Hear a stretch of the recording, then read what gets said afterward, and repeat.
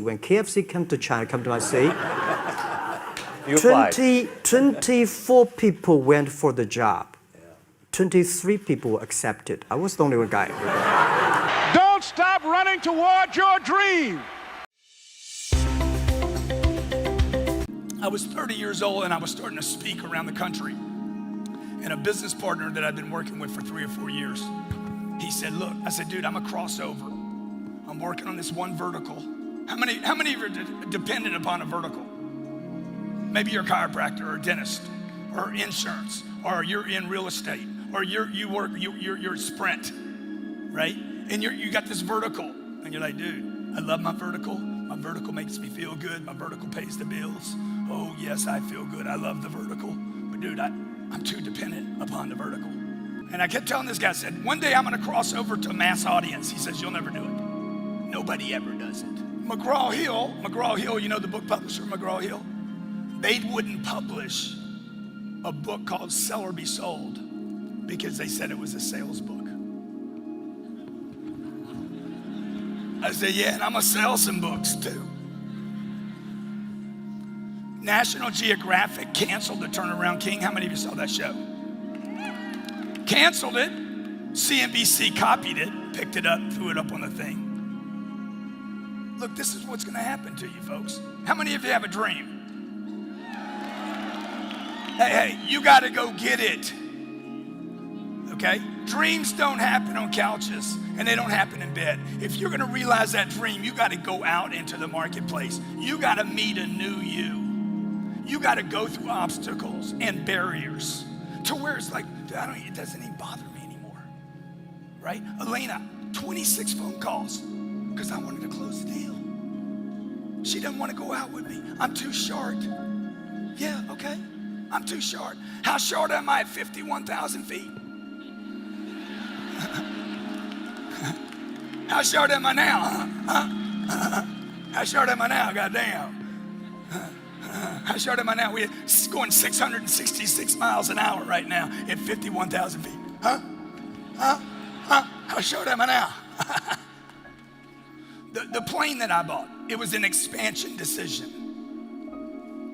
The accountant said, it doesn't make any sense, man. You don't fly enough.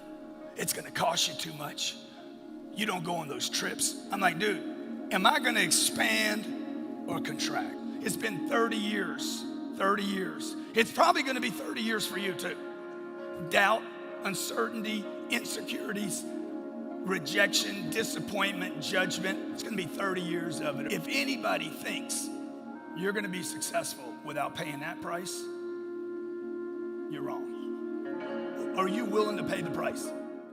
I had a lot of fail. I failed for funny things that I failed a key primary school test for 2 times. And I failed 3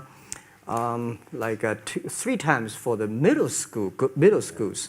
And you will never believe in Hangzhou, my city, there's only one middle school that lasts only 1 year. It was changed from primary school to middle school because our graduates of our school, no middle school accept us because we were too bad. Yeah. They would become a middle school. What effect did it have, though, being rejected? Well, I think we have to get used to it. We're not that good. Even today, we still have a lot of people reject us. I think when I graduated from universities, and before I, for 3 years, I tried to fill in the universities. So I applied jobs for 30 times, got rejected. I went for a police, they said, no, you're not good. I went to even the KFC. When KFC came to China, come to my city, 24 people went for the job. 23 people were accepted. I was the only one guy. And we went for police. 5 people, 4 of them accepted. I was the only guy that I received it. So to me, being turned down, rejected. Oh, by the way, I told you that I applied for Harvard for 10 times, rejected. I know I'll be rejected. I just don't want to say that. Yeah, sorry now. 10 times you wrote them and said, I'd like to come to Harvard. Yeah. And then I told myself, someday I should go teach there, baby. I remember I was playing a game with my 9-year-old son, John Leslie, and I beat him 10 straight games in a game called Connect 4. And finally, I said, John Leslie, I'm bored. I don't want to play you anymore. And I got up, I said, I'm ready to go to sleep now. And repeat out to me, please. Let's say this together. It's not over until I win. John Leslie said, no, you can't go now, Dad. I said, why? He said, it's not over until I win.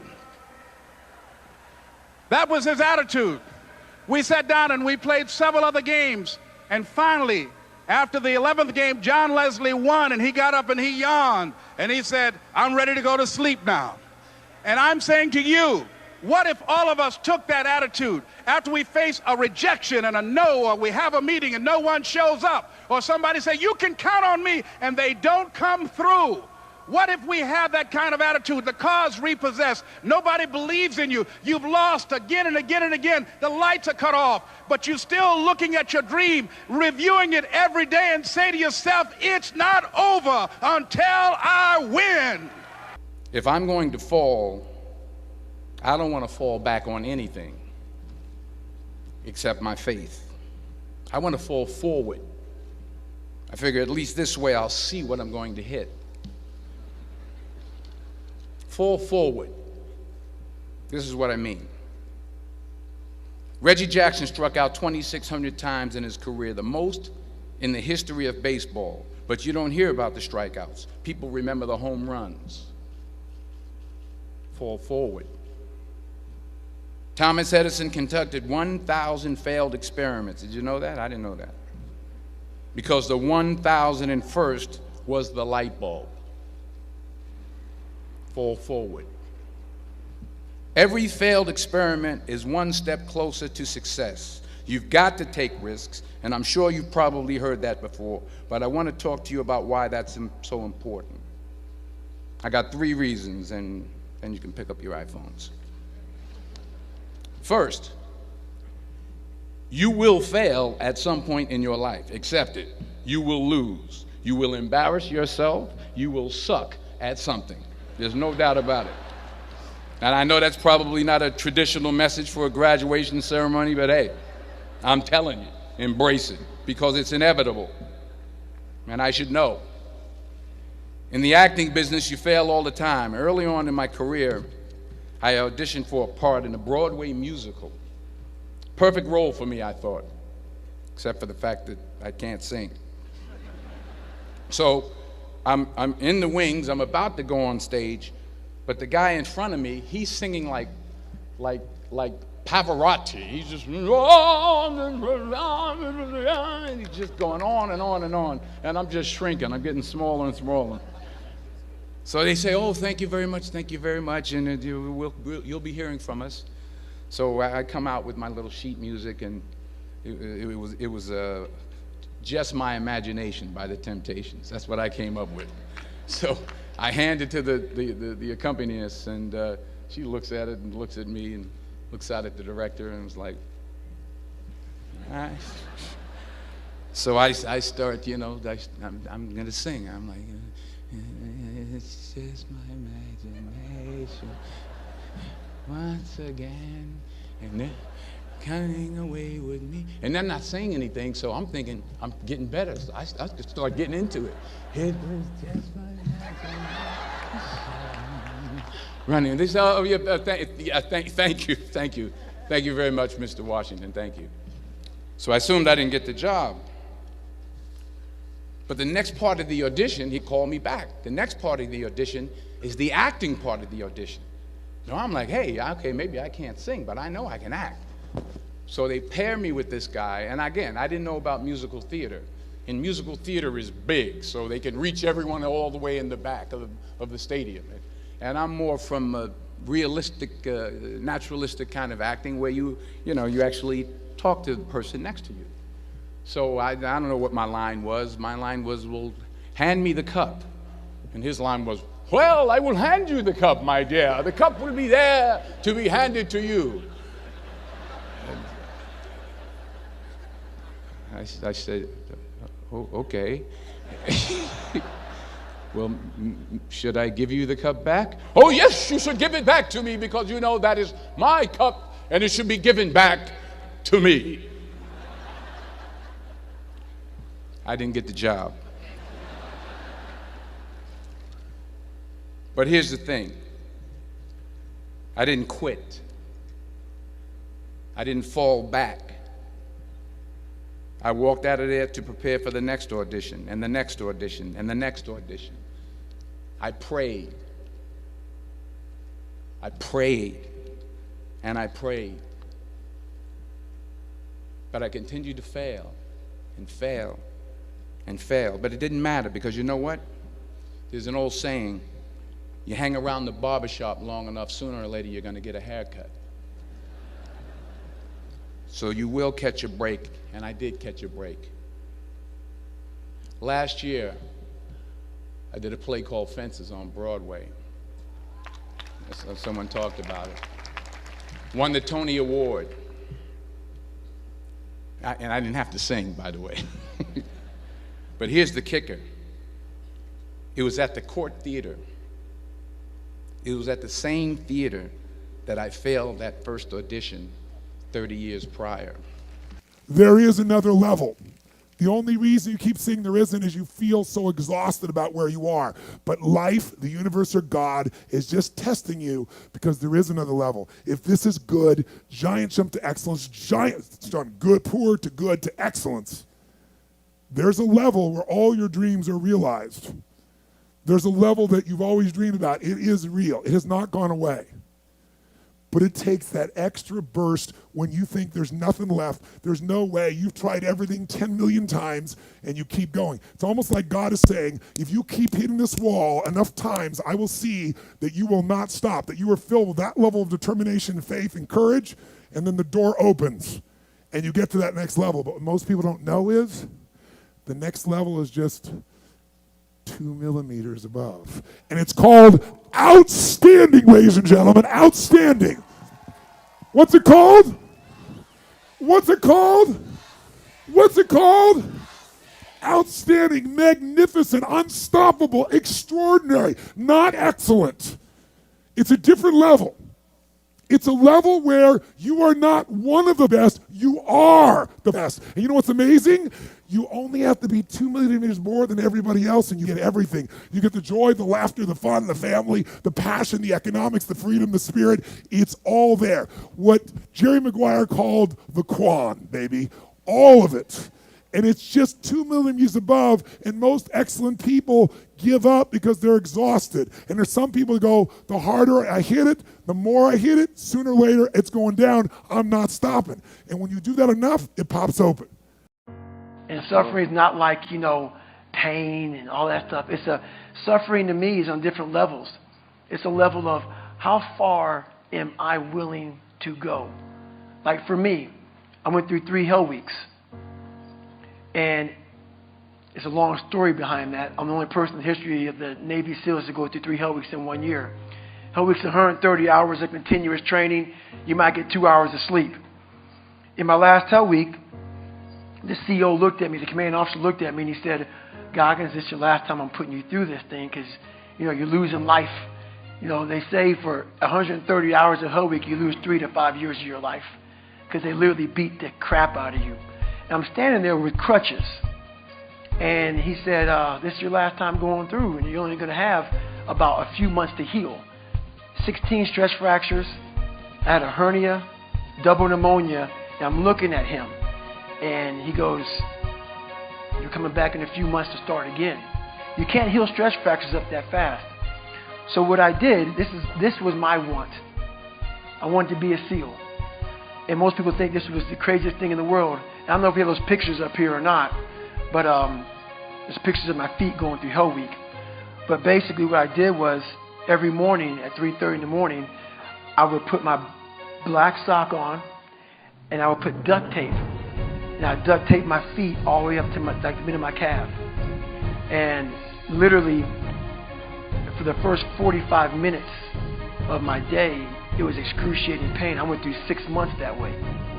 With just literally not being able to move my ankle. and it caused me to jam my big toes in my boots, and it caused pressure ulcers the size of quarters at the pivot point. And people go, why the hell did you do that? It's the want. Everybody's want is different. So to answer your question, it's how bad you want to be something. And everything comes at a price. It's hard changing your life. It was hard when just over 3 years ago, in the Penobscot building in Detroit, Michigan, where I was operating my business, and I fell on some hard times, and I was sleeping in my office. It was hard coming into the lobby, and the security said, "Excuse me, Mr. Brown, can we see you for a moment?" And I said, "Yes," and I walked up to the counter, and he gave me an envelope. And he said, "Would you mind reading it here?" And I opened the envelope, and the envelope was from management that said, "This is an office tower. It's not a hotel. Please do not sleep in your office." And I said, "Excuse me, sir." I said, "I just work long hours in creating my business. I'm an entrepreneur. And right now, things are bad for me. But they're not going to be this way always. And I just asked for the opportunity to continue to operate like I'm doing. I'm not trying to make this my home." And it was hard coming through the lobby. And sometimes they would laugh. There's a guy talking about becoming successful. And look at him. He's bathing in the bathroom upstairs on the 21st floor. He sleeps on the floor. Him and 2 other dreamers up there. Look at him. It was hard, ladies and gentlemen, coming to speak to people. And I was facing financial difficulties in my own life. I was behind on my bills and my dreams, and I'm saying to them, you can live your dream. It was hard, ladies and gentlemen. It was very difficult to pick myself up each day believing that I could do it. There were times that I doubted myself. I said, "God, why is this happening to me? I'm just trying to take care of my children and my mother. I'm not trying to steal or rob from anybody. Why did this have to happen to me?" It was very hard. And here's what I want to say to you. For those of you that have experienced some hardships, don't give up on your dream. No one could have convinced me by holding on, by continuing to push forward, by continuing to run toward my dream, that one day I would have my own talk show. It's a long shot, ladies and gentlemen, from Liberty City, an abandoned building on a floor, never knowing my mother or father. It's a long shot. Being here with you today in this dome in Atlanta, it's a long shot. No college training, labeled educable, mentally retarded, but I kept running toward my dream. Don't stop running toward your dream. And now I said to the agent, the Hollywood agent, "I want to get into movies." He said, "That's funny, Arnold." I asked a studio executive, I say, "I want to get into movies. I want to be a leading man." He started laughing. So they all say it's impossible. I said, "Why is it impossible?" He says, "Because look at how big you are. You weigh 250 pounds. Hercules bodies and muscular bodies weighing 20 years ago. 20 years ago, they did Magista and they did all these Samson movies and Hercules movies and stuff like that, but not anymore. Arnold, this is the 70s. Do you know the sex symbols today? It's Al Pacino. He weighs 150 pounds. It's Dustin Hoffman. He weighs 146 pounds. And guess who else is a sex symbol? Woody Allen.